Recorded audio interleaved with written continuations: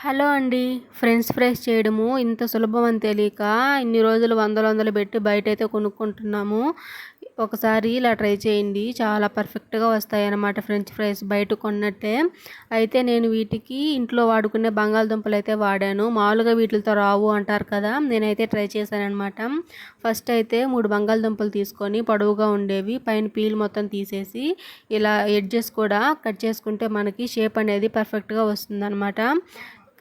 ఇలాగా పొడవుగా అయితే మనం ముక్కలుగా కట్ చేసుకోవాలి ఈ బంగాళదుంపల్ని. తర్వాత మనకి దీంట్లో స్టార్చ్ ఎక్కువ ఉంటుంది కదా! ఇది మొత్తం పోయేదాకా అయితే మనం వాటర్‌లో బాగా వాష్ చేసుకోవాలి.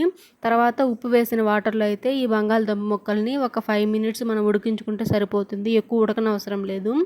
ఇప్పుడు వీటిల్ని ఒక పొడి క్లాత్ మీద వేసేసి బాగా టిష్యూతో తడి మొత్తం పోయేలాగా తీసేయాలి.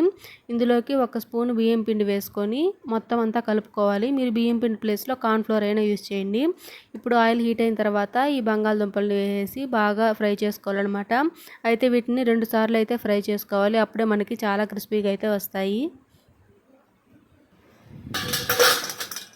చూసారు కదా మనకి ఎంత క్రిస్పీగా అయితే వచ్చాయి ఫ్రెంచ్ ఫ్రైస్.